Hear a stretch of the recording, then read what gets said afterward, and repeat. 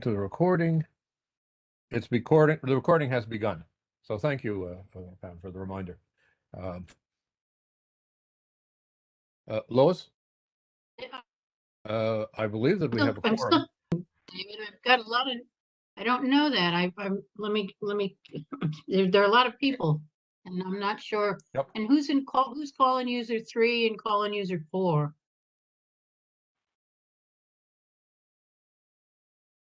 Nobody? One of them, Lois, was Sandra Eddy from Nogtic Valley, a guest. I don't know whether it's 3 or 4. This is me. I can't see my number. You are 3. I mean, I know it's okay. Thank you. All right, who is the other calling user?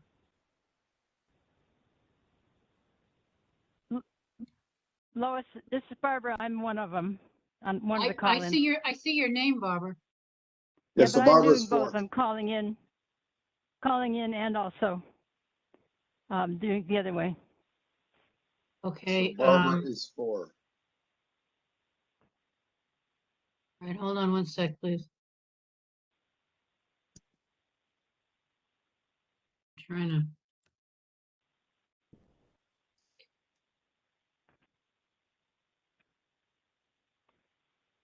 Who's Fisherman 10 or whatever that is? That's Mikey Fisher. That's Mikey Fisher. He's going to be an alternate from Southern starting in January. So he's starting. He just got elected, so he's visiting for 2 months. Okay. So he doesn't count toward the. He's not quorum. counting, right? Yeah. Yeah. Okay.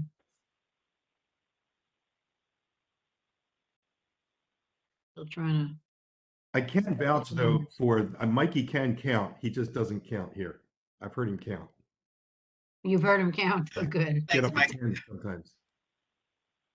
Did anyone so send Jennifer Long, while you're doing that, did anyone send Jennifer Long the call-in numbers? I'm looking at the agenda and I don't think I see a number for call-in. No, that's a problem. I'm not sure what's happened there. I'll have to check with Kalina when she gets on. Well, how did Barbara and That's a good question. Right. caller number 3 call in? There's got to be a number that they called in. There's a standard number. You want me to read it or put it? Put it in the chat and then someone could send it to Jennifer because I think she said she's going to log in late and needs the number. I don't know. No, that's Yeah. right. Or do you want me just to email it to Jen? Oh, perfect. If you could, yes. Okay. Yeah.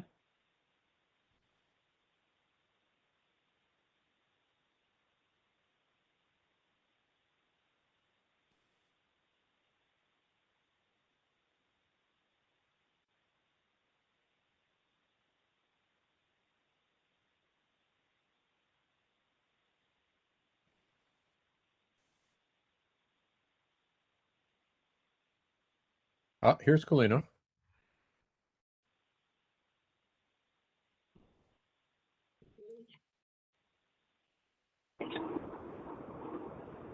You're the host now.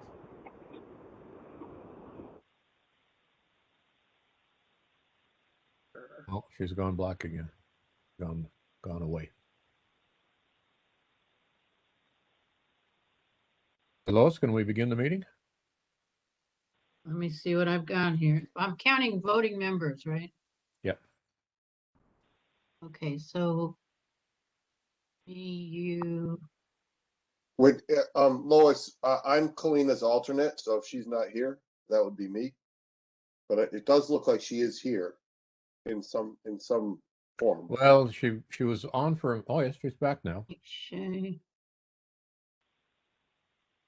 She just put a message in the chat that she's going to try to call in for her audio. So I think she is in the meeting.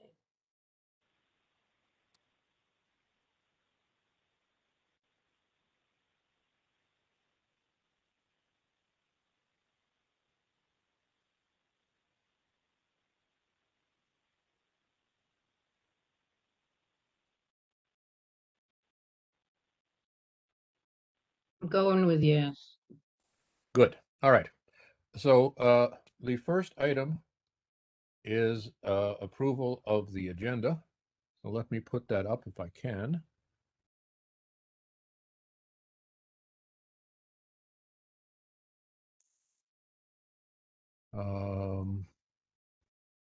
Where would the agenda be? Good grief, I have a large number of what, here it is.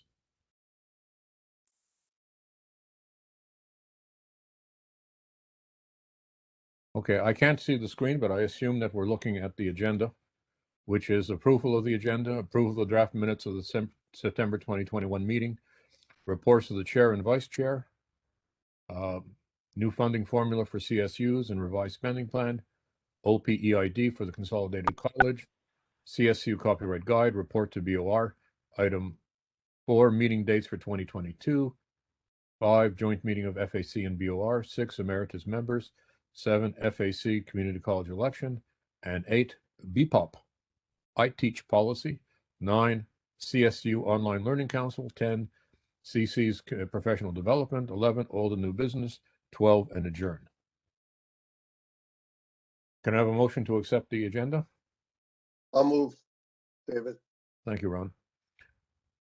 Second. Who's that, Mary Beth? Yep. Okay. All those in favor say aye. Aye. Aye. Aye. Those opposed? The motion passes. The draft minutes of the September 2021 meeting. I don't know if you're able to see them. I can see them. Yes, yes, we can see them. Okay. So let me scroll through them slowly. I'm not going to read them out. So I have a correction to the I have minutes. a correction. Okay, corrections. What's the first correction? I'll go. On page 2, at the top, under the comments. Hold on. Yes. It says we had 12 communities that were responsive to their own communities, but I think we meant community colleges. There were 12 Yes. community colleges. Yes. Okay, and the other correction? So for Mark Jackson in the present thing, Mark Jackson is not admin faculty SOF. Mark Jackson is faculty CCSU. I'm the alternate for David Blitz. And I can attest to his faculty status. I'm sorry. And so can I. Thank you. I'm sorry. Who's this? It's where is it? I'm looking for this now.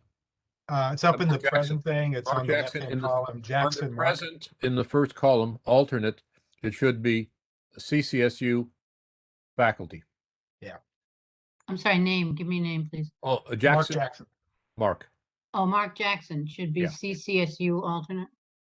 Yes, and faculty. Okay. Okay. Any other modifications? I don't have a modification to these, but I just want to remind Lois, even though we just said it just one more time, that Mikey Fisher should be listed as a faculty alternate from Southern. And yes, he's a guest technically. But he's not currently an alternate.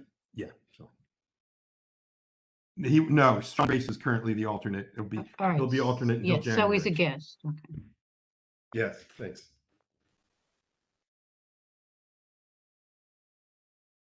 Okay, thank you. I will make those corrections. Okay, thanks. It's a very good set of minutes. And it's really hard to keep track of all of the individuals and their titles and status. So do I have a motion to approve the minutes of the September 2021 meeting? So moved. Myrna Garcia Bowen. I'll second Mike it. Shea, good. Mike. Those in favor, say aye. Aye. Aye. Aye. Opposed? Say nay. Motion approved. Okay, reports of the chair and vice chair. new funding formula. Let me see if I can get this, whether you can see it or not. So at the last meeting of the Finance Committee, which was just Wednesday of this week, there was as an action item a modified distribution formula for the distribution of the overall state grant to the, or block grant to the universities. And I'll just mention, you can see here that what they've done is increased, there's a base funding of 6.5 million. They've increased that to 11 million.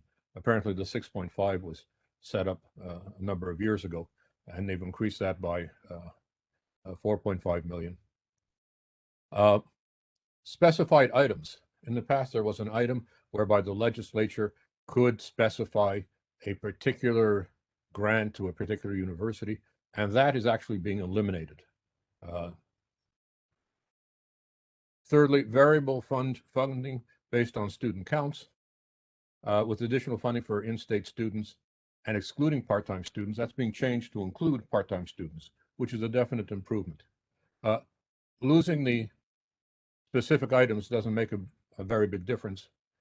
To some universities, not at all.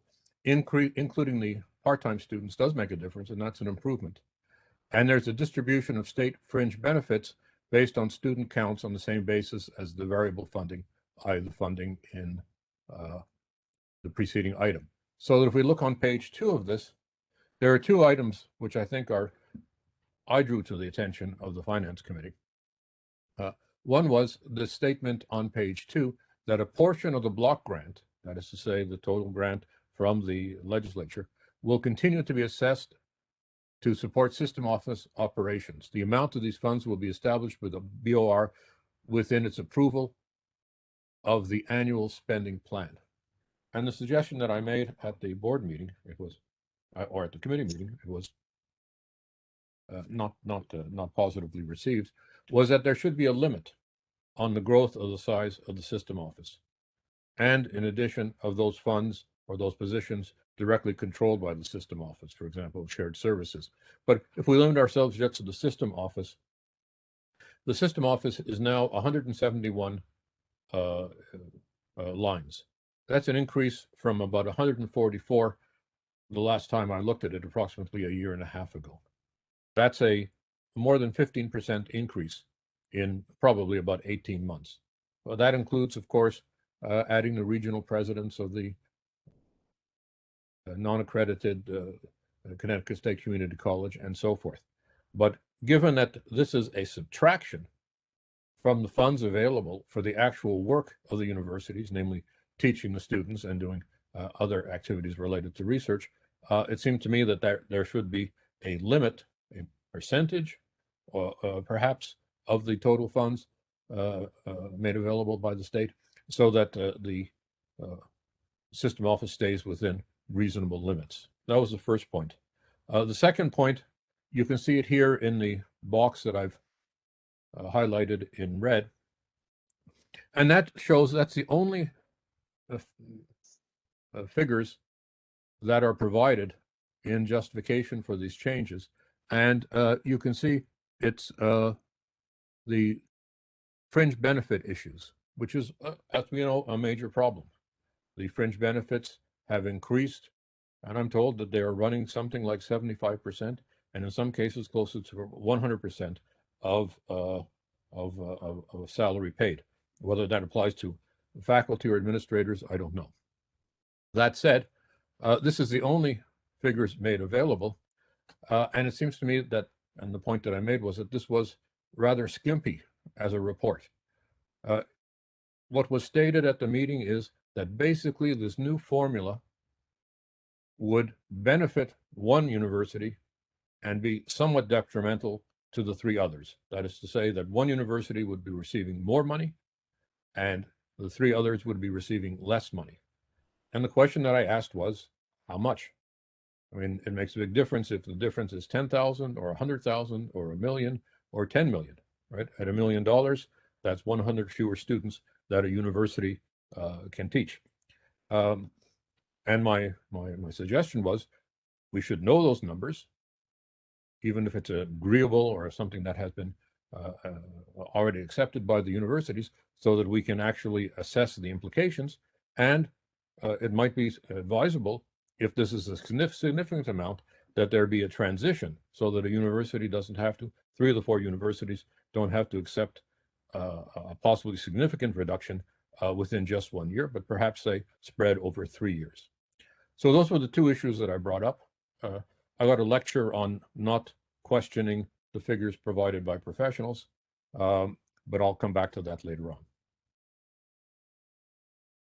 So this is an issue of interest to the universities, and I plan to, I brought this up again subsequently with the chair of the Finance Committee, and I'm going to write an email indicating these 2 concerns of mine, both to him and to Ben Barnes. I should note in passing that I thought Ben Barnes made a very good presentation, and he's presenting what has been given to him and what his finance people have been able to synthesize. The decisions are made elsewhere. So I don't know if there's any comments on this. It's kind of an obscure issue, but it's one which could be of considerable importance to the universities, depending upon how much the difference is. There are some positive aspects to this, namely including counting the full-time, part-time students as full-time equivalents. There could be a significant drawback if the differences between the actual formula and this proposed formula become significant for 1 or more of the 3 universities that would suffer some degree of loss.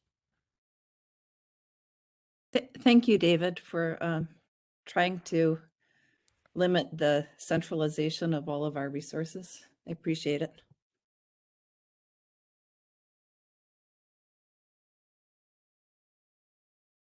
So if there's not further discussion on that, I'll keep people informed as to what is happening. And I've asked for more information as to the actual figures and the differences that will result.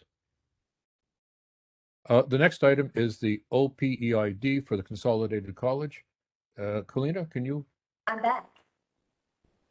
Sorry about that. I think my computer had burnout from virtual meetings all day. So I am back with you. Let me see if I can share my screen. And actually, I'll actually share 2 things from the ASA. Yeah, I'm going to stop sharing mine in that case. Hang on a second.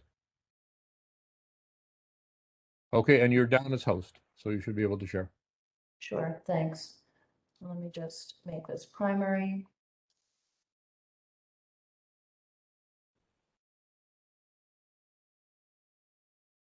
Okay, so I will just quickly share also with you the Criminal Justice Task Force, because I think that was a little project of last year that we might all be interested in. They presented their recommendations at ASA also. And that begins, I think, like on page 50-ish of the agenda packet. So they had, quite a few recommendations, right? Their charges were to describe the status quo, come up with a plan to advance multicultural and diverse quality education, and then formulate a tangible and practical ideas. So there were lots of helpful recommendations, including like paid internships, etc. So I'll just quickly throw them up on the screen. System-wide resource, work with CJ faculty, I'm just picking at random, to create an interdisciplinary course. And then here's the third. Partner with private industry, explore grant funding, etc. So it was interesting work at an interesting time.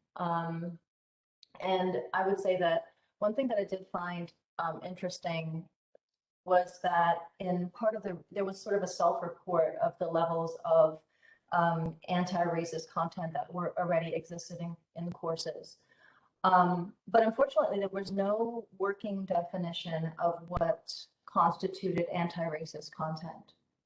And even after this report, I don't think there's any even sort of sketch of an understanding of what is meant by anti-racist for institutions such as ours, or for programs like criminal justice, et cetera. And that's an issue that's, I think, broader than the task force work. And I think they acknowledged its limitations, but I think it speaks to a sort of larger problem for us as a system, in that we have, our rhetoric has far outpaced our work in this area.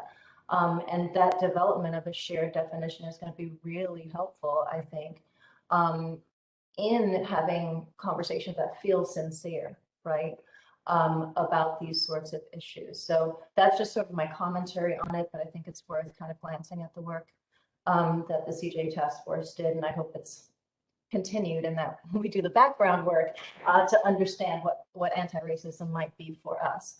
And then on page 88 of ASA, the ASA packet is a resolution to. I'm sorry. Could you forward that that report from the Criminal Justice work group? I want to share it with our Faculty Senate Diversity Committee. So sure, if you could forward that, that would be great. Thank you. Okay, and for everyone, it's if you click on the link to the ASA agenda that's on our agenda, it's in the document, it's page 50. And in terms of the numbered pages, I think it's closer to 48. Yeah.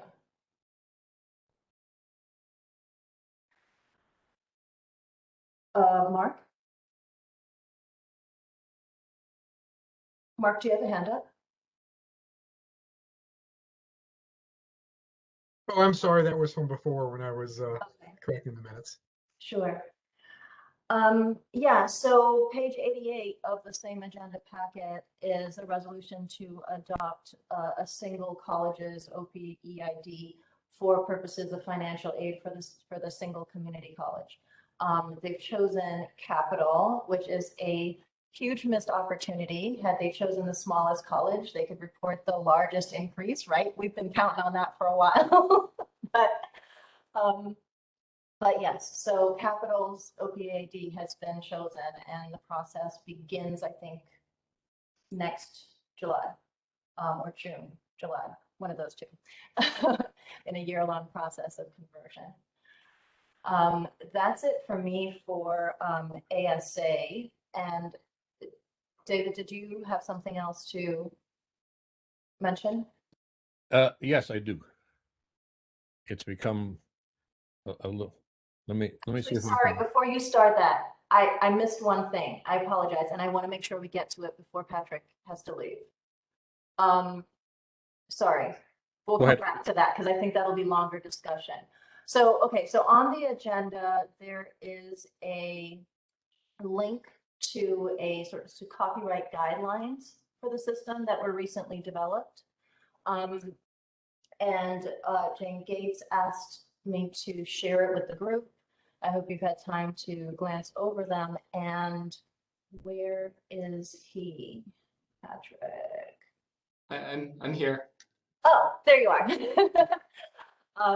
Patrick Carr is here, and he is able to answer any questions that you might have about that. So does anyone have any questions or feedback, or is there anything in particular you want to highlight to us, Patrick, about the copyright guidelines?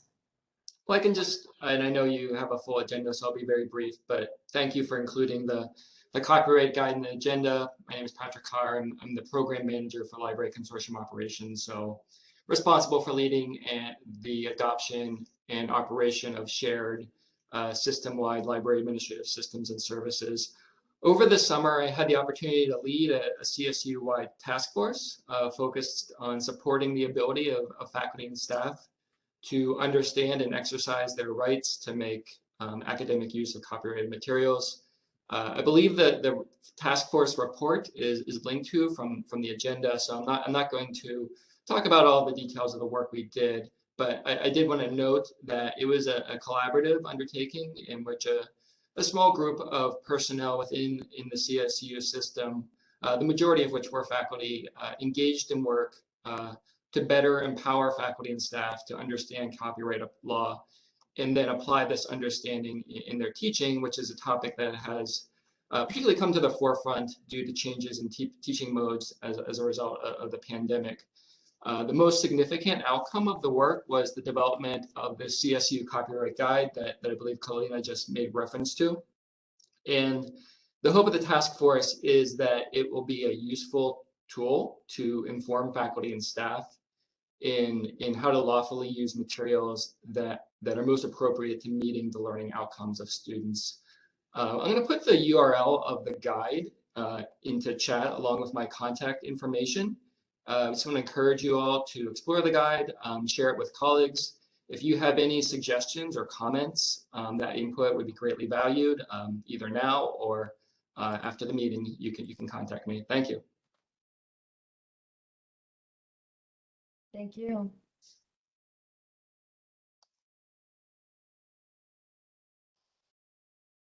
All right, thanks a lot, Patrick. Thank you. All right, David. All you now. Oh, okay. I'm going to try and share my screen again.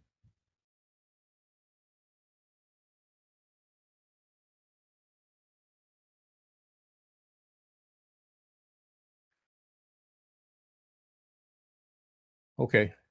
This is an issue I've brought up before, and I guess I'm becoming something of a nuisance or a nag about it at finance and board meetings.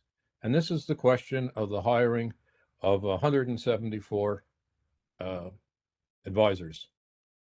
I should say at the beginning that it is not an opposition to the idea of having more advisors, although I do think that there should be some consideration taken of the role that faculty already play in advising students in their concentrations and majors. And that secondly, there is a big gap here in the issue of mental health as a factor in retention, and the fact that we're not considering adding more counselors. I know, for example, at my university, we have 8 full-time counselors. I just had a chat with the director. They are full up, organizing individual meetings, follow-through meetings, group sessions, etc.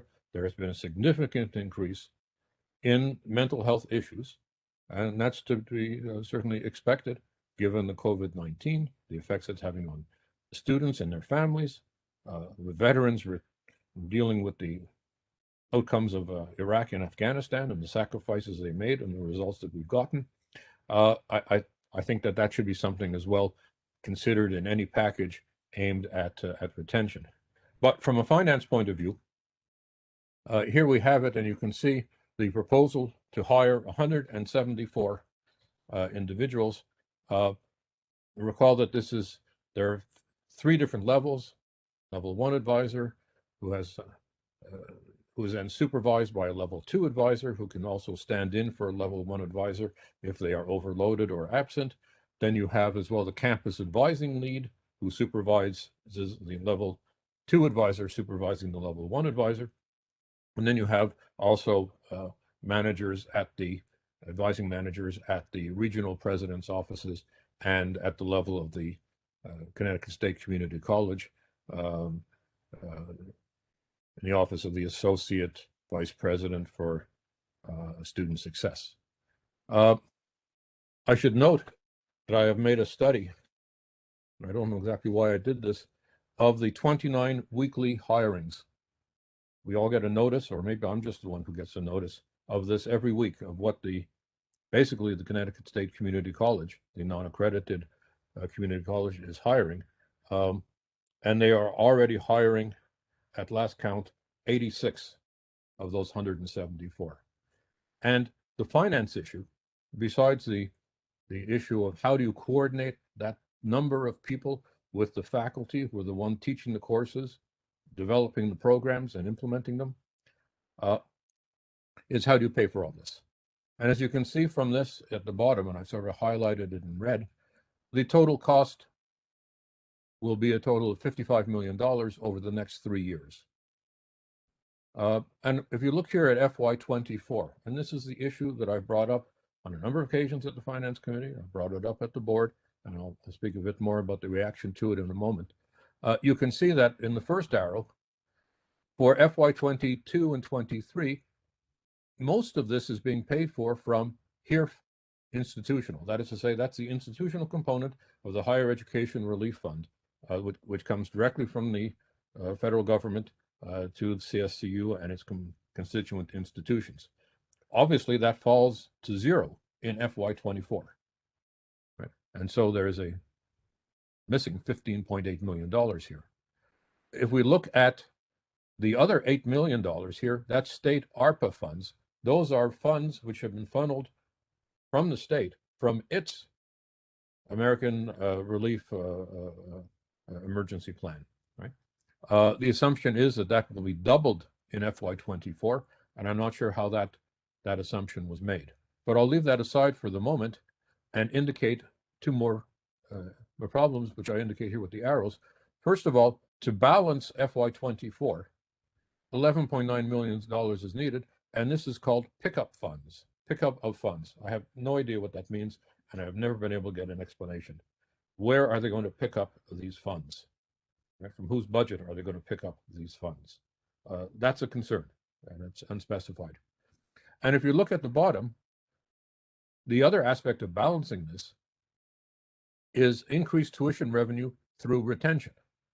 Now, these people are being hired just now, right? And they expect within 1 year, $5 million increased retention, within 2 years, $10 million, and within 3 years, $18.5 million of increased retention.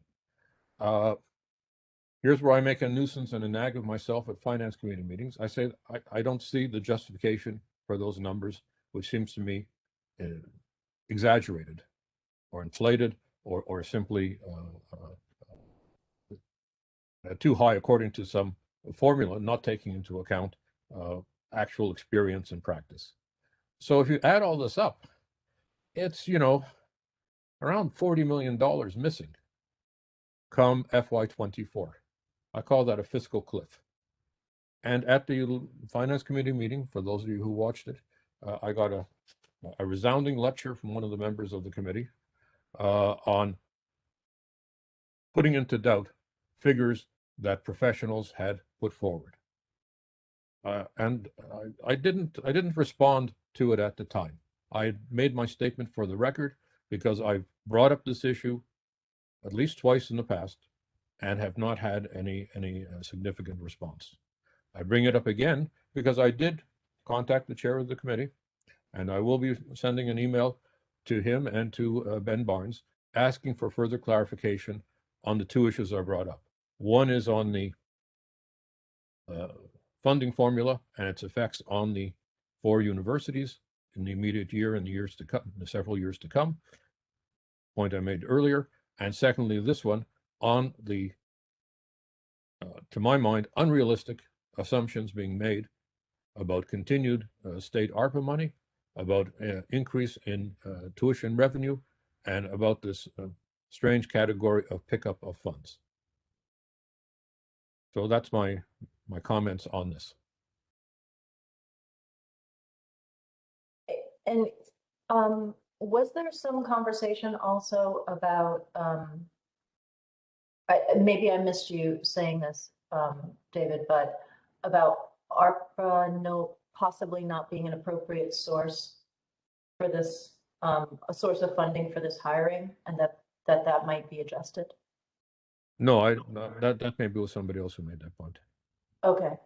I thought that there was some suggestion there that they might need to make an adjustment there. And yeah, that may have been in the response. Ben Barnes in his response, right? And I credit Ben Barnes with being hardworking, honest, and forthcoming.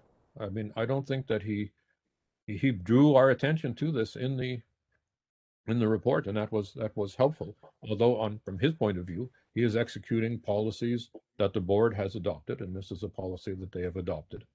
I am playing the role required of us in terms of the FAC of advising and assisting the board. And in this case, it's pointing out a potential fiscal cliff, which could be extremely problematic. There was at least one member of the committee who took exception to criticism. It was not personal, but it was, I think, based on examination of the facts. So that in his response, Ben Barnes indicated, well, there could be some difficulties. I don't want to paraphrase him or quote him, but my interpretation of what he said, let me put it that way, was that, well, there could be some modifications to this. I think that's the point you're bringing up, Colina. And that might involve the board reducing other programs or taking other steps in order to recuperate funds from existing activities. And I thought that was slightly ominous. Ron? I apologize if everybody already knows this, but what's the justification for 111 advisors rather than, as you said, like mental health care or anti-racism? Where I just don't understand. This is all being this is all being driven by nonprofits and like Achieve the Dream and Complete College America and other nonprofits that have come, and the system has given them tons of money to come up with these plans. So it's a bunch of nonprofits that have made these suggestions and made these recommendations for the colleges to do. And if you remember, David, when Ben Barnes came to FAC, I questioned him on this very fact, and he had no real good response. I also brought up this topic with Cheng, President Cheng, when he met with us earlier this semester. This has been really a huge problem for me because, as I've said over and over again, Naugatuck Valley Community College, we have a 50-to-1 advisor to student ratio for most of our students, not all of them, but most of them. Whereas this plan for guided pathways advisors is supposed to be a wonderful thing to have our advising ratio be 250-to-1, which is, eight times higher than what, more than 8 times higher than what Naugatuck Valley already does without spending all these millions and millions of dollars. So it's just completely offensive that they're going through, and it also suggests that once again the BOR is not accepting its responsibilities. I mean, it is the BOR's responsibility to examine the finances of the institution that it oversees. So for them to question your right to examine those finances and to question those finances, I mean, that's their job. That's their job to do that. And the fact that they don't recognize that is actually very scary. Yeah, let me just say, to be fair, to answer Robin's question a different way, to be fair to them, I think this goes back to 4 or 5 years ago on the FAC. I think the numbers that came from before the nonprofits got involved and all other profit corporations got involved, there were 758 or something like that students to one in terms of advisors to faculty, students to faculty advising ratio. So I think this is an attempt. It's good that you've got the number you have at Ron. You have there, Ron. But I think throughout the system it was huge, and I think this was at least an attempt to try to get students to have some sort of. I mean, they want to get down to 75-to-1 is what they want to get to. And that's already too many, right? 75 advisees, but 750 some is really ridiculous. So this is an attempt to address that. But my point, I'm not Mike, defending. Wait, John. I'm not defending any of the other positions. I'm not defending any of the other positions. I'm just saying I think there is some sensibility, some sense behind trying to reduce that number. Although I don't know whether the number included all the faculty or not, but that was the number they had as students to faculty ratio. Thanks. Go ahead, Ron. But my point, Mike, though, is that they reached out to all these nonprofits and gave them money to come up with this plan for 250-to-1. When they had, they're not nonprofits; they're profits. Well, for profits. Okay, thank you. That's even worse. I agree. So instead of just reaching out to an institution that already solved the problem and trying to replicate that at the other institutions, which would have been cost-free and actually would have given some some authority and autonomy to the institutions themselves. Yeah, Yeah, I think to answer the question, also, I think that the 750 number was only for professional advisors to students, did not include the faculty who were advising. That's my impression, right? And the question was originally there was supposed to be a pilot at 3 colleges, a big one, a medium one, and a small one, and that actually made sense. Right? Then the HERF money sort of came down as manna from Washington. And then this all was accelerated to the point that we see it now. But if you fund this larger program, which is actually, this is more people than at some of the smaller community colleges. This is in effect a community college of advisors within the CSCC. If you fund it all from soft money, and moreover, your expected tuition increase is also a soft number based on an extrapolation using a formula, I know not which, that really compounds the problem. Right? And that's the issue that I brought up, and which I will continue to bring up as part of our mandate to advise and assist the board. And that includes, and there was one member only of the Finance Committee, so I should be clear on that. There was only one member of the Finance Committee who took exception to my comments and gave me the lecture of not doubting what professional or numbers that professionals have presented. But these are spreadsheet numbers, and we want to know the underlying formula, and besides that, the underlying reality. And that is, I think, a legitimate role of criticism in our overall role of advising and assisting the board. If there's no room for questioning, then they are not part of a university. This is just crazy to me that there's. David, another concern I have is that I know of at least one of our advisors at Mountain Valley who has been reclassified as a guided pathways manager. I don't know if her salary went to this budgetary pile or not, but if it did, that puts her position in jeopardy starting in 2024, which is unfortunate because this woman's been at the college for a very long time. Yeah, well, that's the situation. When I look at the weekly hires, there have been a total of 294 positions offered in the 29 weeks since March the 3rd. Almost all of them, in fact, all of them at the community college level. So these are all weekly hires of the one community college. Of that total, as I say, the largest group are advisors at 86. Fall along with, I looked at the question of how many full-time tenure track assistant professors, 17. So that was 5.7% of the total number being hired. If you add as well, I added in the part-time and full-time lecturers, right? That was an additional 31, and that got to about 16% of the total hires.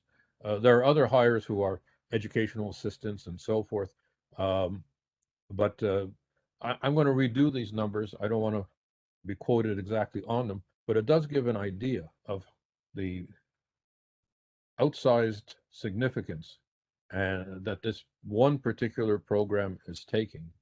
I would just add that there is a study group on community colleges at Columbia University, which issued a report. And it's one of those, double, 2-column reports with colored graphs and so forth, which indicates that better advising leads to better retention. And I think we all agree with that. The question is, how do you do better advising? And that involves coordination of faculty and advisors. That involves also counselors for mental health, which is an important component. And that involves a fiscally responsible plan. And I'm not sure that this is. And in fact, that's the criticism that I've made. So that's my report. I will continue. I think there are some folks who are who might be willing to discuss this further. But it is the major problem that we face in our role of advising and assisting the board, that there is really a considerable resistance, let me put it that way, to reviewing and revising. And that's a proposal that I was making. I was not saying, let's ditch all this effort to increase the number of advisors. Those advisors certainly could be very important for the general education component. I personally believe that it's faculty who do the best advising when it comes to the programs because they know the ins and outs, and it's a lot more complicated than what an advisor coming in with a bachelor's degree is going to be able to figure out, especially within a space of a year or two. So there's other more substantive issues, but certainly the financial one is the one that I'm focusing on now, and I'll carry forward this effort to advise and assist through the criticism that I've made here with the board itself. So that concludes my presentation on this. David, thank you very much for raising that critique. I really, really appreciate you doing that. I agree wholeheartedly with you that faculty are the best in terms of advising on curriculum that they created. Okay, and as hard as the professional advisors do, and they do work very hard, they do make mistakes that I think that faculty would not make because faculty are so familiar with their programs that they have worked very hard to create. So thank you very much. Yeah, definitely. And I just want to say that, you were cautioned, David, or at least it was expressed that, the board is not willing to second guess professionals and their professional opinion. But those who've been hired to make that professional sort of projection should be getting evidence from somewhere. And that somewhere should be us who are actually interacting with the students. Right? So it shouldn't be coming out of the ether. It should be coming from evidence, and the evidence comes from us. So I found it surprising that we weren't included in the professionals whose judgment should not be questioned.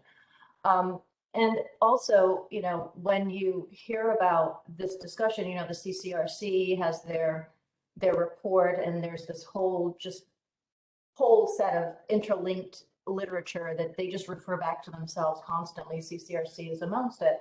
But even within that circle of literature, it's always stated that this has to be part of this a successful guided pathways implementation, which is multifaceted, includes curriculum and all of that. And when you hear, so CFOs, it's not their job to know whether or not that's being developed or exists or anything, but there's a confidence in the suite of guided pathways initiatives. And, we're the folks who are around to tell you whether or not that does in fact exist to make this functional. So anyway, thank you for continuing to bring it up because it's urgent, right? Yeah. All right. So that's completely it for you in terms of our reports? Can I make a comment, Kalina? This is Myrna. With regard to the academic advising, I did want to ask David if there's anything in the proposal to train these unqualified advisors. Is there anything in the proposal, since it's already being implemented? What is the training component for these new advisors? And that's another fiscal concern that I would have if in fact they're hiring this many advisors and it's assumed that they're unqualified or inexperienced, I should say, then wouldn't there be a component, another layer of training for these individuals? Or shouldn't there be? I think that's a very good point. As far as I can tell, I haven't seen it. And then the other comment I wanted to make relative to advising, I think it takes a village to advise a student as they progress throughout the system.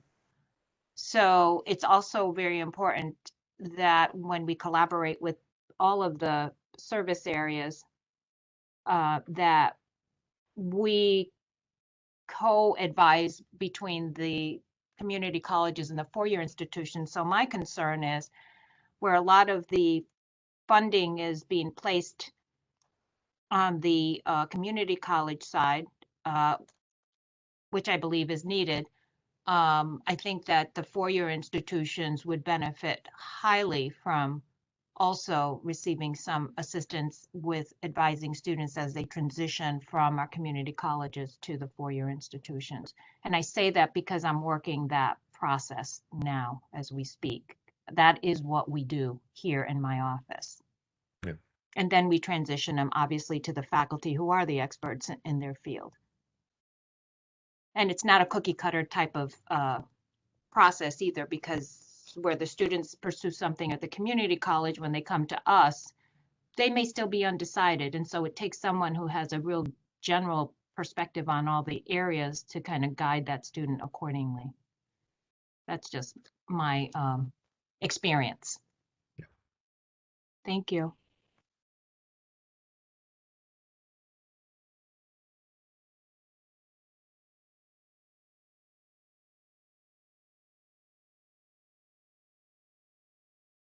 So next on the agenda is confirming our meeting dates for next calendar year. So Pam has already sort of put together some proposed dates for us that could work well in the sort of workflow between our committee and other board committees. So I'll just share that on the screen. We can take a glance and just see if anything sticks out as not working for us.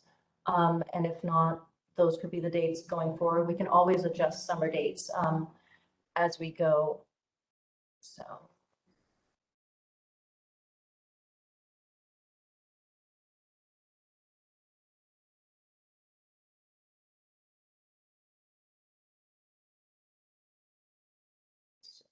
Could you make it just a little bigger? Thanks. Sure.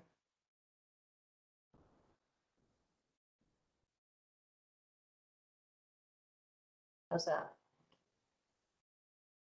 Much better. Thank you. Okay. So this has us at January 21st for our first date. Hey, look. That seems, that would be probably the first day of class, first week of classes, right? February 4th, March 11th. Yes, because Martin Luther King would be the third Monday. Right. Mm-hmm.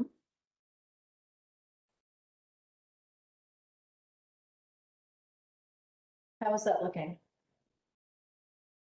March 11th, April 8th, May 6th, June 3rd, July 15th, August 19th, September 9th, October 7th, November 18th, and December 2nd.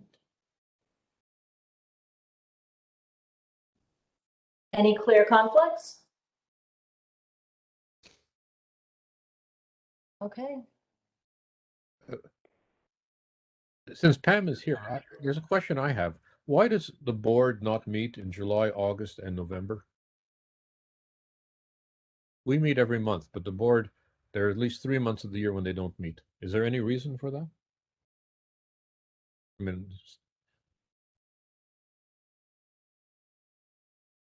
I'm not sure if she can hear me. She's not listening. Okay. Well, that's all right. I'll bring up the question afterwards. It's just a curiosity question. Yeah. They have a bit of an academic calendar. All right, so if that's good, we'll just leave it as is. No need to do anything with it. Let's go back to the agenda. Aha, the joint meeting of the FAC and BOR. Clean up, just one thing about, one more thing about the meetings. Sure. When is spring break? Because I'm looking at that March 11th. That's not spring break week, is it? No, I think spring break is going to be a week after that. Okay. If not two. The one I was concerned about was May 6th. That might fall during exam week, which could be a problem, but it may not. I'm not sure when exam week is. I'm sorry, Kalina. It's Pam. I was just on the phone with Terrence. I'm sorry, I had to scoot out for a second. If we can get the majority of the dates set into stone, and then if we need to amend your portion of the dates. We can certainly do that as academic calendars firm up and those kinds of things. So these are not etched into stone by any stretch. We can certainly amend them as you need them. Yeah, I was just about to say that even though I was concerned about that Friday, we can not worry about it now because it would be one thing. Yeah.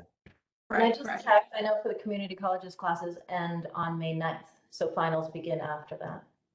Right. So we might be good. All right. So sounds good. Thanks, Pam. Okay. All right. So joint meeting of the BOR and FAC. So couple of things.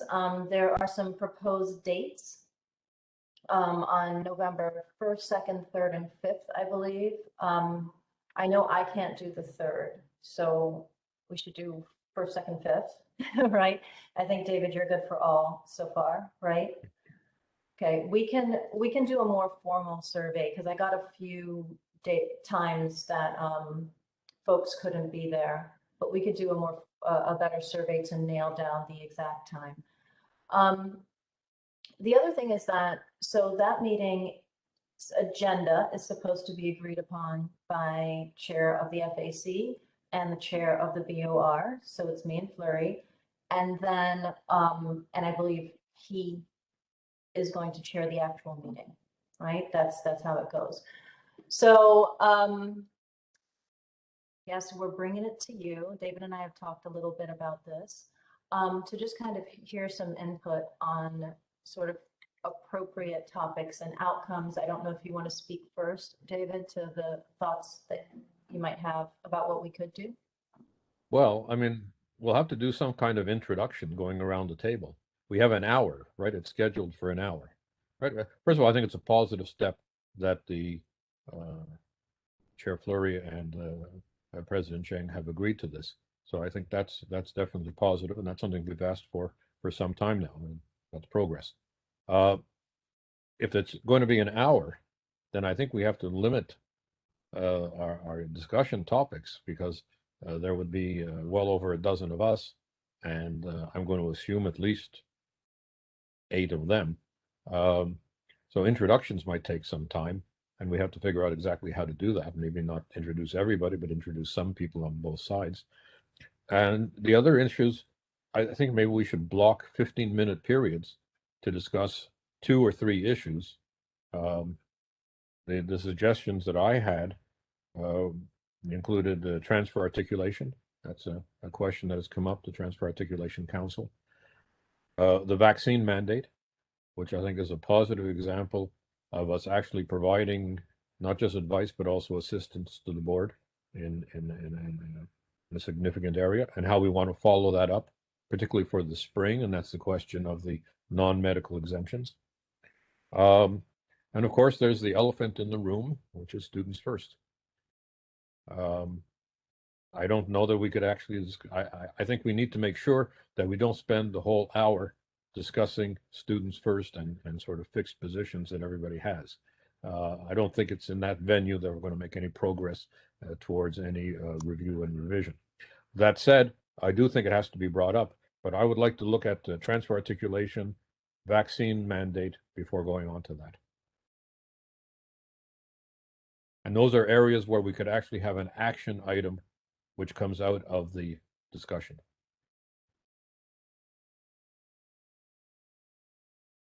Hi, Mike.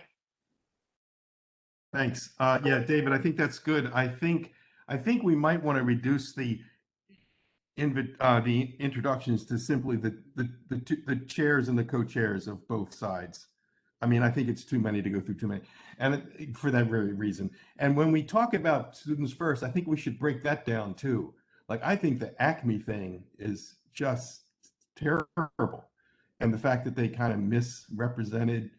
I still think we should try to meet with Ken Kluchnik soon and ask. I think he was, one of the authors of that piece, and I still want to get that straightened out. I think that's just going to be terrible for students, and that's an issue that's so student directed. So anyway, but that's questioning professionals again. So I don't know, but anyway, I think when we talk about students first, I think it should be broken down into several issues in students first that are problematic. And I would propose one being the ACME math and English thing, which I think is terrible. Mhm.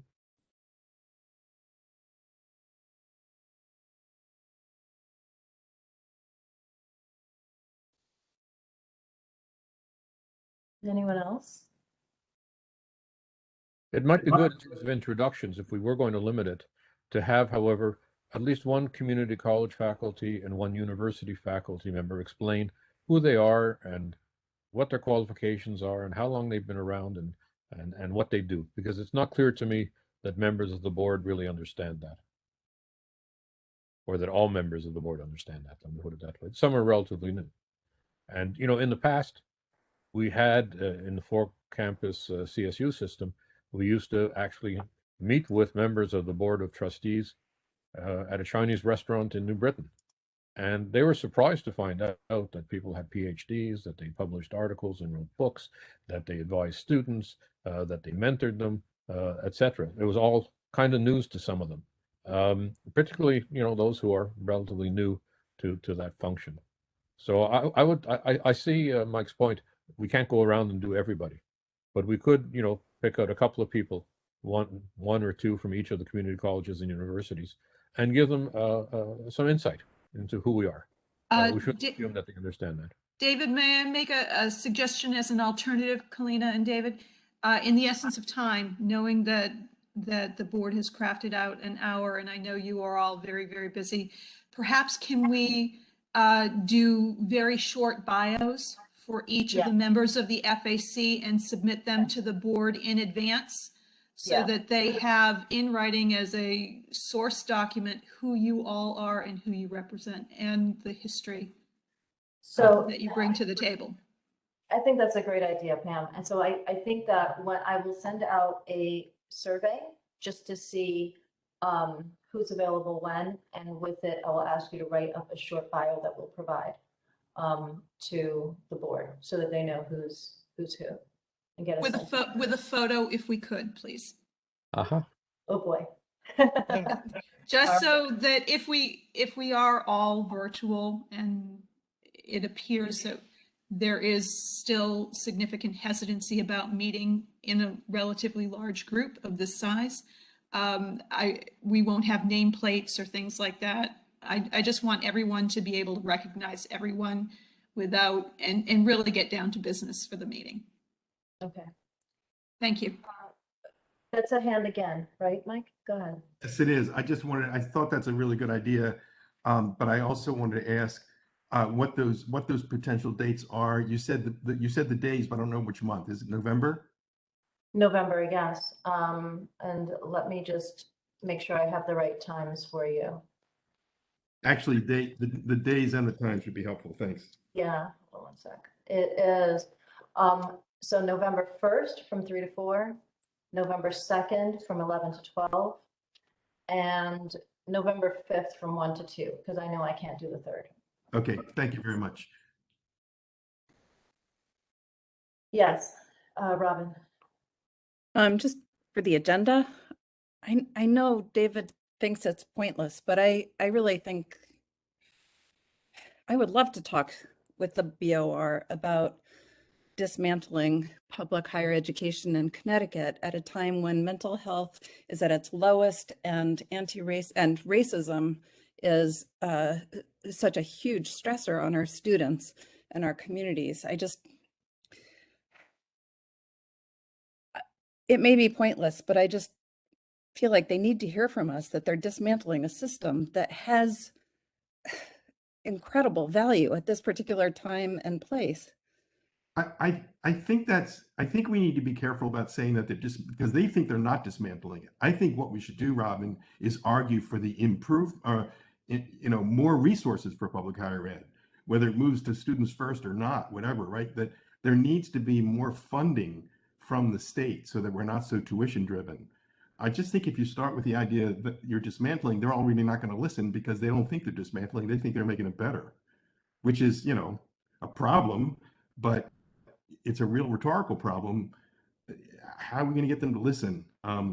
So anyway, I'm certainly in favor of the fact that we shouldn't be dismantling public higher ed. I think we should, but I think we should take the angle that the support for it needs to be increased from the legislature, and it's the board that can do that talking to the legislators. I think, we have to be very specific, and this is why months ago, when we were anticipating a meeting with the BOR, we gave them some questions and we asked them to give us numbers so that we had a joint factual basis from which we can discuss. That kind of back and forth is exactly what I want, Robin. But I think also it's just it will leave us exactly where we are. So if we can nail down the tangible sort of evidences of the fact that this is a dismantling and that it is against the stated goal of, let's say, an anti-racist institution, etc., I think we will have done some work. One of the ways to do that, I think, is because the data is available to us and there are reports available to us, is to talk very specifically about ACME and about how it affects our institutions. And David and I actually have an appointment to talk with both Ben Barnes and Sean Bradbury a little bit more about, we talk about full funding of our institutions, but we don't know what that means sometimes, right? Like it's a wonderful thing to say, but it's hard to say, like, what is that number? How could we get it back to the levels of the 60s? How can we get it back to the levels of the 80s? And then what's reasonable to assume? So I do hope that will be a project. And I think after we meet with them, there might be more work to do. And I hope that maybe some of us could get together and discuss something so that we know what full funding actually looks like. I don't know if we can get that done in time for this meeting, though, at the beginning of November.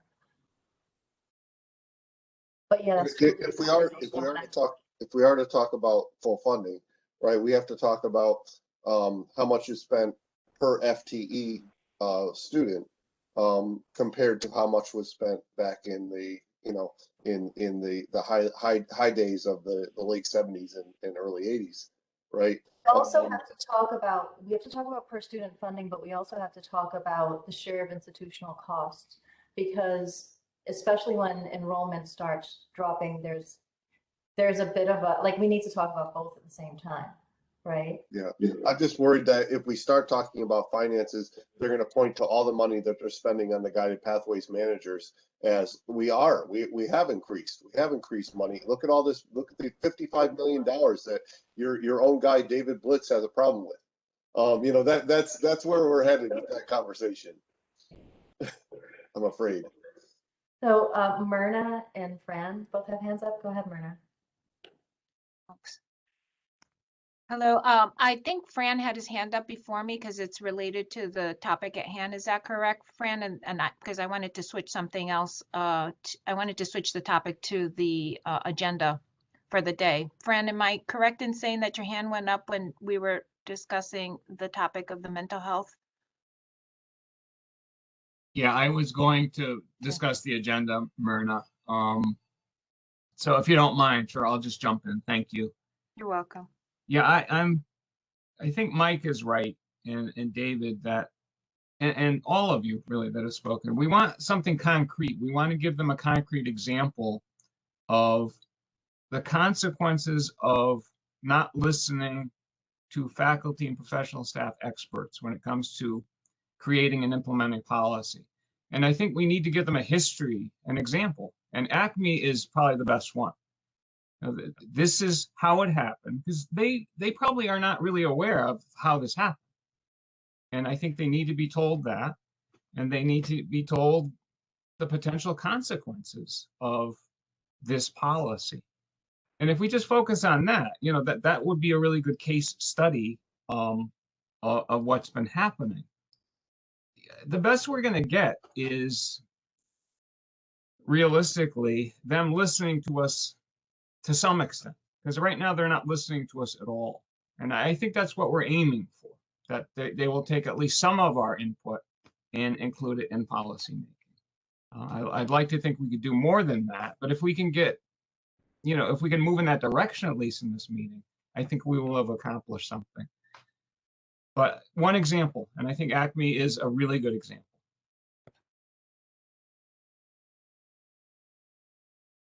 Can I go now, Kalina? Thank you. And thank you, Fran. I agree with you 100%. My question was regarding the transfer and academic articulation piece, David, that you had mentioned to discuss that. As I recall from previous meetings, we had Steve Marcellinus coming to us to discuss the transfer and academic articulations in this body. Although we commended Steve for doing all of the work, we were adamant about holding off on the collaborative efforts that he was presenting due to some of the policies that were impacting all of us relative to the student first and pathways, things of that nature. So I'm curious, when you mention transfer and academic articulation, could you clarify or elaborate on what kinds of things you were thinking about if you put that on the agenda? Well, I guess there's two issues. One, remember in that vote, one person voted in favor. Right. That was me. I Right. was roundly Right. defeated on that Right. particular vote. But that was the original impetus for putting the community colleges and the universities together in this somewhat kludgy system, system in quotation marks to some extent. And I think that some progress was made until Students First came up, and then that was put onto the back burner. And I'm sorry Mark Jackson isn't here, but he was one of the people involved in working on that. And we have seen some benefits from it in students transferring from the community colleges directly into their majors at the universities. So it seems to me that maybe we have to look at a different model of how to set up such a council. And what I would propose, but I mean, this is off the top of my head, is that the FAC set up a council for articulation. We invite Steve Marcellinus to participate in it. I understand that faculty in this body don't have confidence in a system office, working group, or task force. And quite frankly, I share that, having participated in one of them just recently, and we'll talk more about it when we talk about this online learning council or whatever. But I think that there might be some suggestions we could make following a little bit the model that we used for the vaccine mandate, where it was a working group of the FAC, which proposed to the board a policy. Now that was modified, and I think there's work still to be done, especially with respect to the non-medical exemptions. But nonetheless, I think that gives us an example, and that's maybe a proposal that could be made at that time. So that's why I was suggesting transfer articulation. With respect to the Acme thing, I think that's a good idea. The Students First discussion could focus precisely, because we're going to have 15 minutes to do this, right? Jen Long has made some excellent presentations on that, right? I think she and a couple of others could do a very clear presentation of the problems involved and the way in which it has been proposed and, for that matter, approved. And I'd like to come back to the vaccine mandate, because there's still significant work to be done on that with respect to the non-medical exemptions. And just in respect to that, I picked up the Republican American, which headlined "Student Exemptions 15%, State Community College Rates Lag Behind Universities." That's not good publicity. And they point out that not only are 15% have non-medical exemptions, 12% have not yet reported their status. That's 27%. Now, I think that's an issue where I think we could work with the board and propose remediation. There has to be some software available at all the community colleges so that people don't simply tick off a box, but actually attest to their having been vaccinated. We need to have more follow-up of the and restrict to some very specific religions the non-medical exemptions. So I think there's work to be done there, and there's recommendations that we could make. So the three things that I would think of, besides the introductions, where I agree with Pam Helene, I think that would be an excellent way of doing it. There would still have to be 5 minutes where everybody gets online, and a couple of minutes where the chair of the BOR and the chair of the FAC introduce themselves and set the agenda. So we really have maybe 45 to 50 minutes of actual discussions. If we did 3 issues, my proposal to Kalina, who I think will have the final say on this when she meets with Matt Fleury, would be transfer articulation, vaccine mandate, and ACME. David, I see your hand, Lois. I just want to say, nothing meaningful can come of 15-minute conversation. So I think that we should pick 1, at most 2, and focus on something that is of long-term significance to the system as a whole. And for me, that would be ACME. I mean, That would be ACME. okay. Right? Because no matter what you do with transfer articulation, right, how likely are we to have a well-functioning transfer system if the universities perceive the community colleges as fundamentally undermining the academic integrity of their courses? It's just not going to happen, right? So that's at the base of everything, and that will actually put us at significant odds, right? The vaccine stuff is very important, urgent, timely, but we might, I would say, try to. It's not worthy. It's not. I don't think discussion is necessary, but we might want to share priorities, goals, facts, right? So I would. Right now, I'm thinking, I'm loving that folks think that ACME is a nice concrete example of what we mean by dismantling public higher ed, right? Go ahead, Lois. I hate to be cynical here, but why? I'd like a reason behind why do you think these people are going to listen to us at this point in time when they haven't listened to us ever, including, and I'm going to say, David, that the committee that you had, the subcommittee on vaccines and so forth, when it came to what happened at the community colleges, they totally ignored what you did, totally, 100%. So why would you think they would listen now? Is that a question for me? Well, It's a question for everybody. I'll say that I'm just a hopeless idealist. And I'm a total cynic. I know. I realize that. My grade 3 teacher reported back to my mother that David is a good student, but he's such a cynic. So I sympathize and empathize and congratulate you. I've always been known as a cynic. So. But I see Kalina's point to maybe limited to 2. I still would like to have ACME and the vaccine mandate. I think we did make some progress there. And yes, it's not been the result that we fully wished for in terms of non-medical exemptions and the application to the community colleges. That's what we need to bring to their attention. And I think that there is, some opening because there is a new president of the CSCU. He has embarked on a listening tour. I think this will be part of it. And listening to himself our contribution. Since he was just at Norwalk yesterday, I can tell you listening to himself tour. I would say, Lois, that after we fought for this meeting for so long, my actual feeling when we got it was exhaustion, not a win. So I understand what you're saying. And I think we were fighting for it because we hoped to intervene on a number of really weighty issues.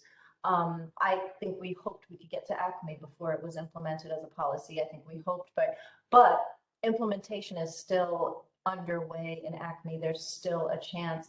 And I think at the end of the day, what we're dealing with here is we're talking about whether or not we in fact provide higher education of any quality to Connecticut in the long term, right? We're talking about taxpayer money. We're talking about commitment to the population of Connecticut. We're talking about future workforce development. All of that, the reason that these joint meetings were put into the statutes, even though they haven't been observed for years, is because These kinds of conversations need to be had in the public, on the record, so that when people break things and you hear these horror stories about things like draining the pool, etc., you know exactly how it was done so we don't repeat these mistakes. So if for nothing else, we need to have this conversation out loud, I think, even if we're just talking to ourselves, to make sure that we've done as much as we possibly can do to alert folks very publicly to the fact that we are potentially going to leave a lot of students stranded, and it's going to take a long time to fix it, right? Like, so that's kind of how I'm feeling, because I understand what you're saying. I don't think we're going to have like a nice rosy relationship after this conversation, not at all. But I do think it's kind of our duty as being part of a committee of this, you know, in this kind of space, to at least putting things on the record, if that helps. Not an optimist at this moment. I apologize, Fran and Mike. I'll defer to Mike. He had his hand up first. Oh, thanks, Fran. I just wanted to say that I thought David was right about the, I also think Lois is right, but I think we have to try to do something. I mean, you know, it's partly our duty, as Kalina's saying, but it's also, it's got to be some hope involved in terms of getting it to work. But in terms, I thought David was also right about the notion of keeping the vaccine thing. And I think we're going to have to remember, we don't really have an hour. We really have maybe 20 minutes for each talk. You know, we probably have, you know, maybe 25 minutes if we're lucky for each one. And I wonder if we should start with the vaccine, since that was a successful collaboration to start with, and maybe spend a little less time on it, maybe 20 minutes on that, and try to do 30 minutes on ACME, which I think is more complicated, to try to help them see, to pick up on Robin's point about dismantling and Kalina's language, that it's a good case example of where they may be accidentally where they don't see where they may be dismantling education. And since that's longer and more complicated, I thought maybe that should get a little more time, but probably be second. And I'd love to have you start off, David, with your peacemaking abilities in terms of and peace studies interests with seriously with trying to create some hope for dialogue that will lead somewhere positively. Thanks. Yeah. Mike just stole on my thunder, so he really made every point I was about to make. So move on. Go ahead, Pam. I saw you take your hand. Yeah, just a quick note about the agenda building. The board will also have agenda items, and perhaps they will be the same, perhaps they will take a different approach. But when Kalina and David present your requested topics, you might want to know that there could be some blending, there could be some coming apart or differences in approaches. So just kind of keep that in mind when you're thinking about how many minutes to devote to certain topics. It might not be your, an entirely FAC driven amount of time per topic. Just want you to be aware of that. Okay. Pam, are they going to make the final decision, or are they going to share with us about what we should talk about? I am hopeful that it will be a collaborative agenda. And Lois, please. I have none of the history. Please don't shake your head. I am an eternal optimist with David. That it will be a collaborative agenda. I've been doing this for 4 years, Pam. I'm sorry. It will be a collaborative agenda is my hope. And if I can affect that in any way, I will certainly do so. So yeah, because that would be good if we could agree, if both sides could agree on what the agenda is rather than one side setting the agenda. So thanks. Yeah, and we wouldn't be asking the FAC for agenda topics if we didn't have that, if I didn't have that hope. So do my best. Thank you. Hey, Kalina, you okay? Okay, thank you. Sounds good. Right.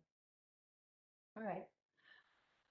We will at least begin a dialogue. This is new. We have a new president of the system, and this was, a choice that he made, which I think is something to really take some hope in. We'll start with our first 1-hour meeting, and then hopefully there will be ones in the future that are more, where we have more time to get into things that are substantive. I mean, yeah, I'm not sure that we can get very far in an hour either way, but we'll do what we must. Okay, so Well, I'm comparing. I'm sorry, it will be the first time in a long time that you have been together. Right. And I think that in and of itself is progress. Yeah, absolutely. Absolutely. All right. So any other, I will make sure that that survey asking for bios and everything goes out as soon as maybe as Monday. Yeah. Let's see. Aha. So next item on the agenda is reading the chat. Sorry. The next meeting on the agenda is emeritus members. I don't know if anyone else, I've had a couple conversations about this with folks. I don't know if anybody else wants to jump in and talk about this, or if you just want me to go ahead and kind of describe the idea.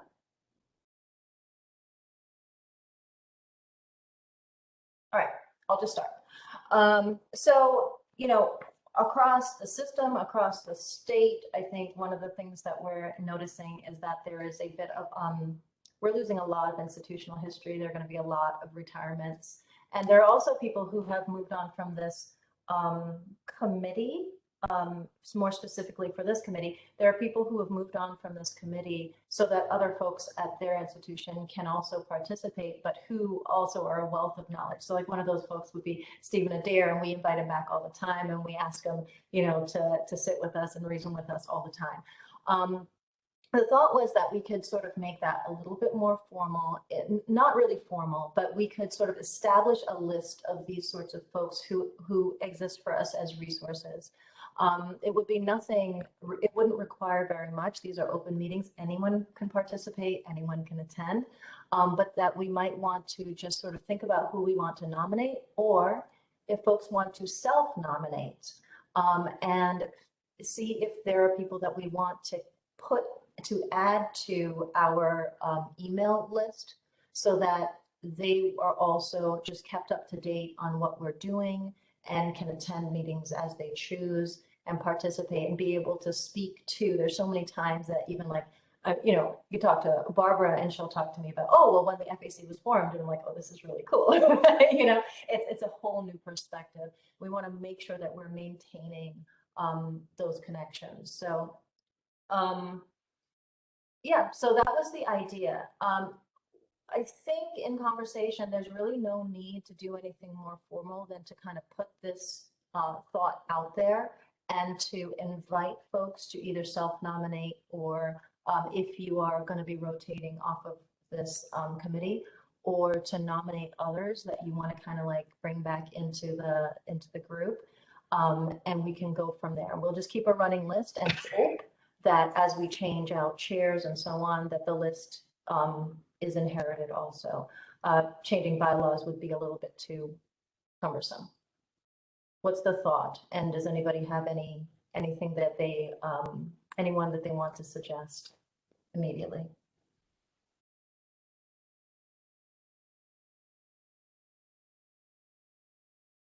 Does it seem like a good idea? Okay.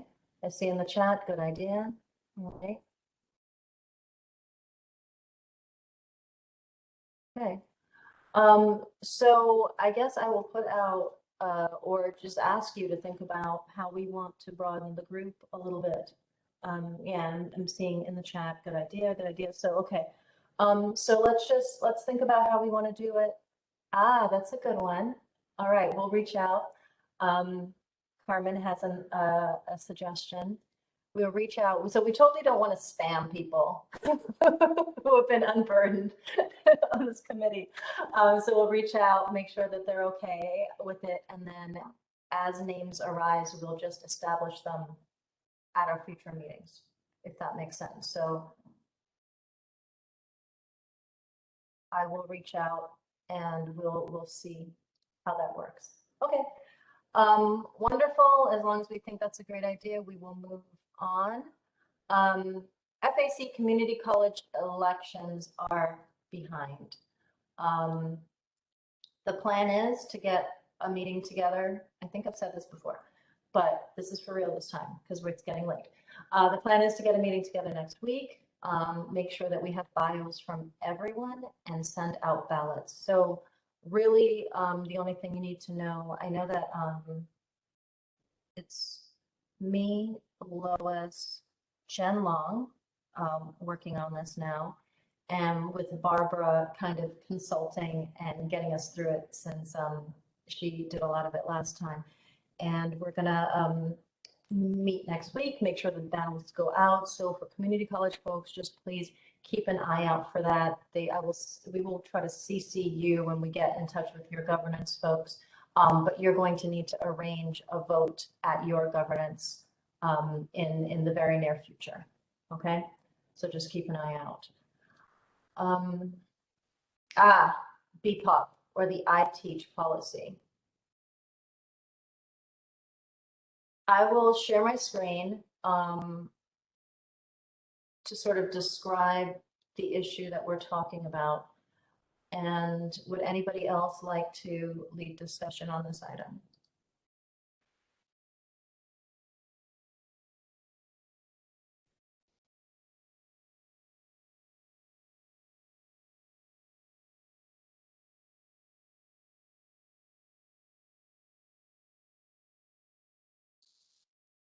There we go. All right, are you looking at the memo?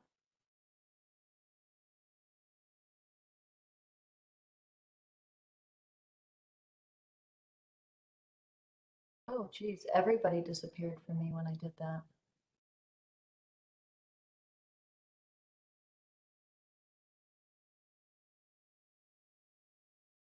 Jeez.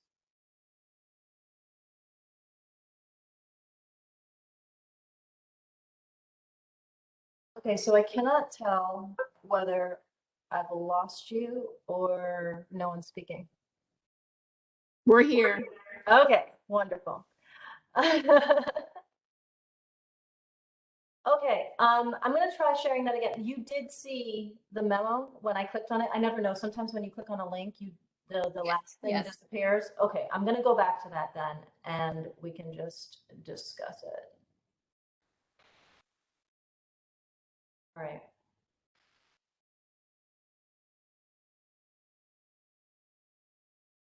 So here's the punchline, right? All full-time faculty hired before July 1st, 2017 have to take I Teach by next June. And then full-time faculty hired after that have to take it by June 1st of 2023. Part-time faculty also June 1st of 2023. And this is for anyone who hasn't taken it in the last 2 years. So it's a all full-time faculty and I guess part-time are being required to take a course on online teaching, including those who have been teaching online for a very long time. That's the issue. I believe more than one person asked for it to be on the agenda. Any thoughts, discussion? Go ahead, Lois. It's in arbitration right now, so I think we need to wait and see what happens.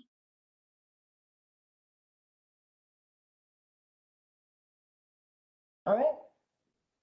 We will leave it at that. Good context though, the next item on the agenda, I believe, is the CSCU Online Learning Council.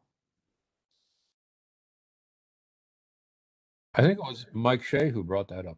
Yes, that's Mike. And actually, Carmen, you had a hand. I'm sorry. Oh, yeah, okay. So yeah, I just wanted to mention a couple things about that. Sure.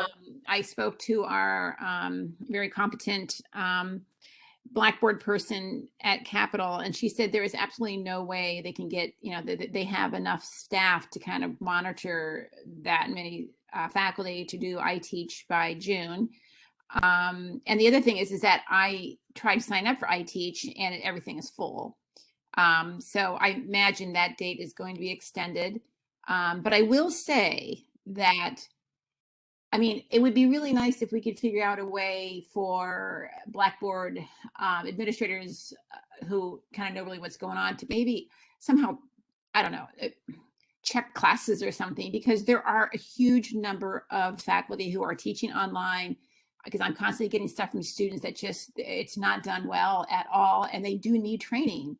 And so, you know, it's one of those things where our union sends something out saying, you know, that it's, I don't know, that, you know, that I just think it's important. I do think it's important, but there must be a way to kind of figure out, you know, which classes we need to start with. So anyway, I'm not upset that this is being required. I honestly thought it was disturbing that a lot of people at Capital Community College have never taken it, and all of a sudden are doing online teaching. And I'm constantly getting complaints from my advisees that there's just basically nothing on Blackboard and they don't even know what to do. So anyway, I just want to mention that. Well, I know that one of the issues has been the suggestion that it could replace folks' AR, and more than one person has worried that having to take this in the next few months would cause they'd have to adjust their AR in a way that they wouldn't be able to be involved in governance the way that they have been, right? So I think that's one of the things that it's a kind of a short time period to find out that you have to do it. But yes.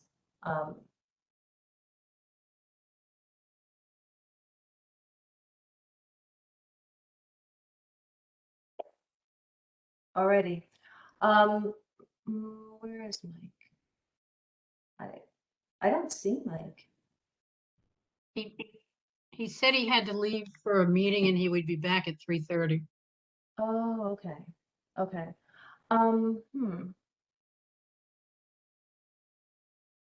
Should we,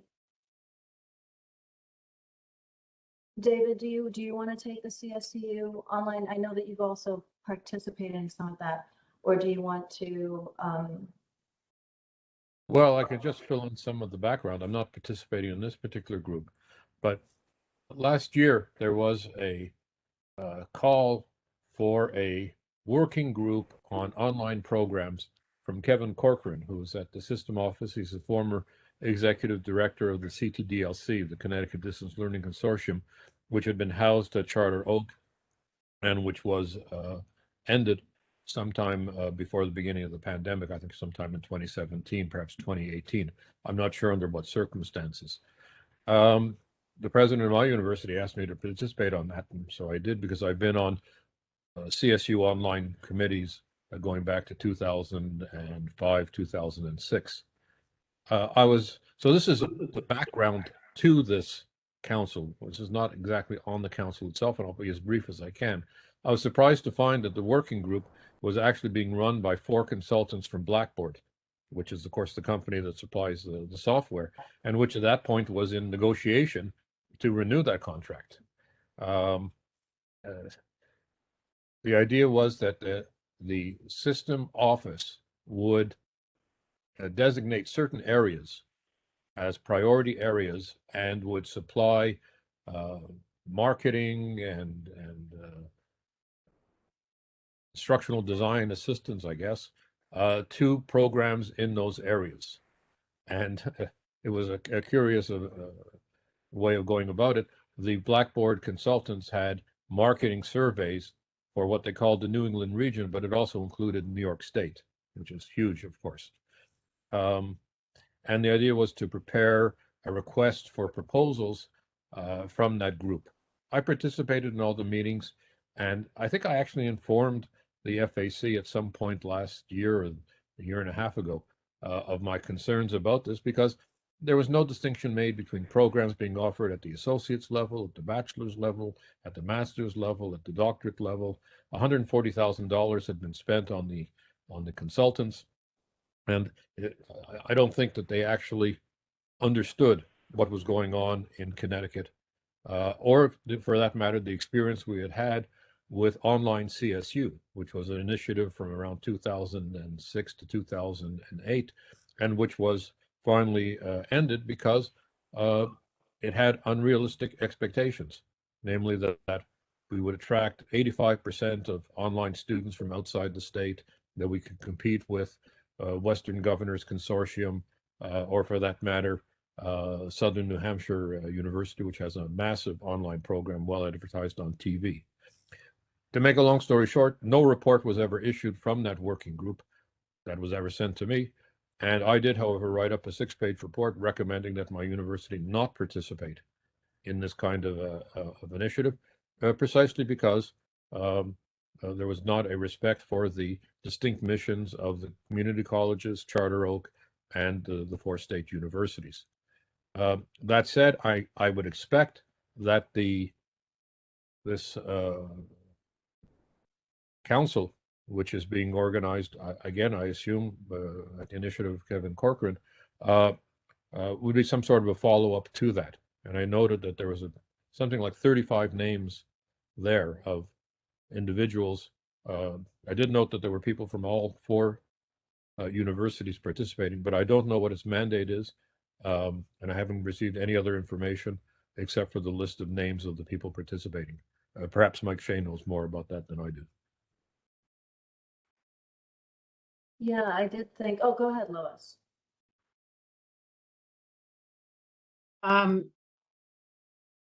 I believe this committee is also being chaired by Kevin Corcoran. Yes, all the state universities are represented. Not all the community colleges are represented. I think there are 6 or 7 out of the 12. The person representing Norwalk, I know, has no knowledge of online learning whatsoever. He's actually a relatively new hire. He is the new hire. So I have no idea what this group is supposed to be doing. There are no educational technology directors on that group whatsoever. And there's very little I know about it as well, but it seems as disorganized and dysfunctional as everything else that's going on in the system. I do believe, though, that they're looking to go after, I think, David, I think they're continuing to go after people from other states. For some reason, they think will be rushing to Connecticut to take online courses. Yeah, that was the illusion behind online CSU.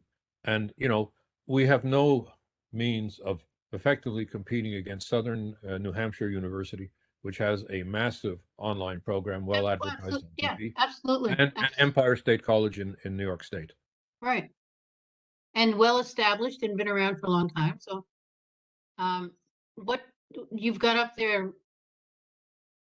oh, that's a list of, but that's not what we got the other day was an actual list of the members themselves, who they were. Yeah, what they did, I think, was they asked for individuals to volunteer. I did not see anything that asked for volunteers. Yeah, I did receive something. Yeah, I did not. Yeah, I did. But as I said, the representative from Norwalk, I know he's a new hire, and I know he knows nothing about teaching online. Well, we have, it's about 21 members, and they ask only for 2 members of faculty with experience in online program development from the community colleges and 2 from the universities. Seems a little thin, but I don't know. Was there someone else talking? Go ahead, Robin. I just want to say that, a new hire is fine, and not having experience or knowledge in online learning, may be useful. A lot of times the committee like this is made up of all people who are fanatics for online learning. And as I think we saw over the past 18 months, online learning is not for everybody. It's detrimental to mental health. And like me, I would never volunteer for a committee like this, but my dissertation was about how ineffectual learning remotely is. for students, both in terms of, building on what you've learned and also in terms of mental health. So I don't think it needs to be all people who are experts in online learning.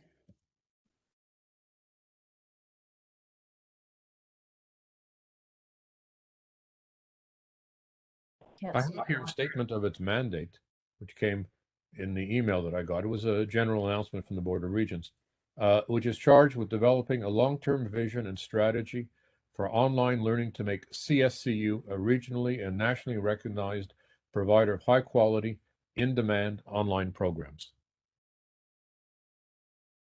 I guess what we should do is come back to this as an agenda item. So, I'd be interested in having Mike Shea's view on this, and we'll know a bit more. But given the number of people on that committee, I mean, for my university, there's a faculty member I know, a faculty member I don't know, and the interim provost, who I imagine was there at the request of our president. So the question here is also two issues that I think we need to look at.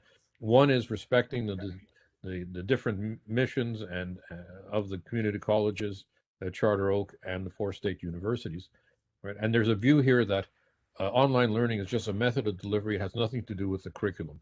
You can do the same method of delivery for an associate's degree or a certificate as for a doctoral program in educational leadership.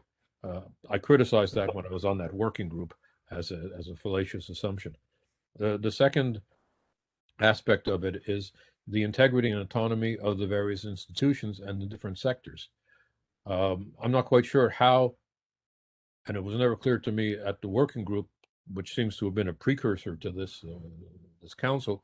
It was never clear to me how this was going to be coordinated with faculty and respect faculty control over curriculum and mode of delivery.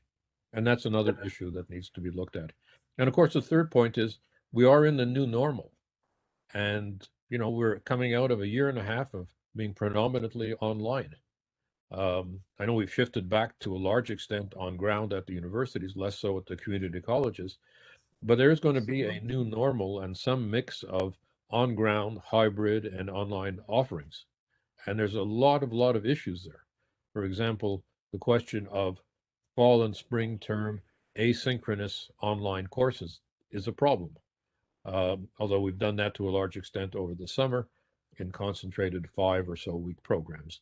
So anyways, I'm going to stop there and just say there's a lot of issues. I'm not sure how this council is going to proceed to look at them. We should find out by asking some of the people we know who are on it and come back and discuss it at another meeting. sounds good. Go ahead, Lois. I'm just looking at the email that was sent out, and part of what it says is due to the overwhelming response of highly qualified individuals, the council has doubled the number of representatives in key roles. And as I just said to you, the person representing Norwalk Community College, not a highly qualified individual. If they're looking to make, I'm not in favor of doing any of this, but what they're, as David said earlier, they're looking to, their charge is developing a long-term vision and strategy for online learning to make CSCU a regionally and nationally recognized provider of high-quality, in-demand online programs. Well, I do think that you should be qualified to teach online and if you're going to be developing online programs. Although I'm not in agreement that community colleges should be teaching online programs. Well, and I agree with Robin that all perspectives are helpful, right? I would be very concerned about this nationally and regionally recognized, blah, blah, blah, given the mentions of things like, Southern New Hampshire and governor, whatever. Except that we've been here before, nothing ever came of it. So right? So who knows?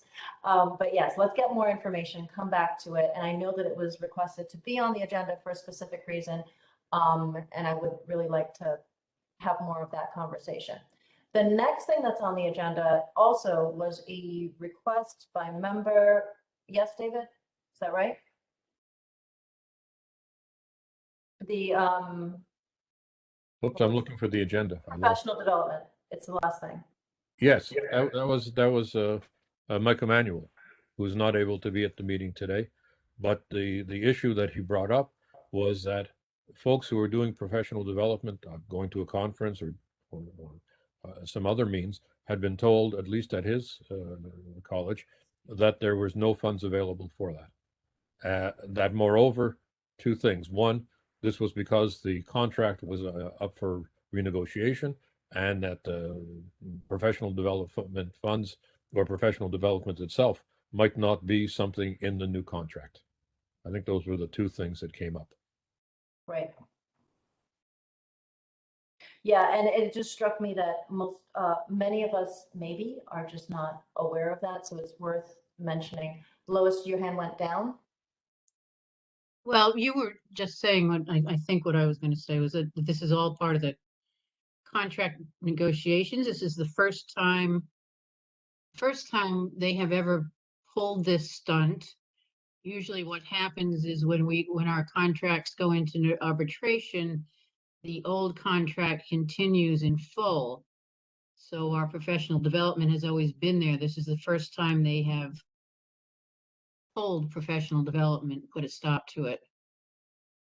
And presumably, once we get a new contract, the professional development funds will be back. I'm not hearing that they're not part of the negotiations. Well, Mike Emanuel, in his email, I won't quote it all, says that he had some indication that it might not be included in the beyond the expiration of this contract, in the new contract. I haven't heard. I don't know what union So I'm Mike not. Emanuel is in. I would have to defer to him on that matter. Yeah, I don't know what union he's in, so I don't know. In the 4Cs, I have not heard that. Okay. Right. So it's being negotiated, and that's the way it is right now. So folks should know, because apparently it's been a surprise to a lot of people that they might not get reimbursed. So I guess spread the word, and then when we hear what will be done about it, we'll share that too, I guess. All right. Okay. Fun and fast meeting. We are at, I'm looking for my agenda. Okay. We are at old/new business. Is there anything we need to chat about?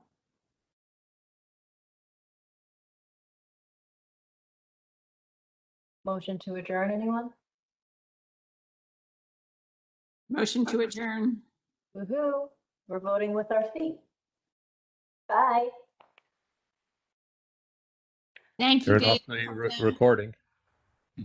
Bye-bye. Thank you. The recording now.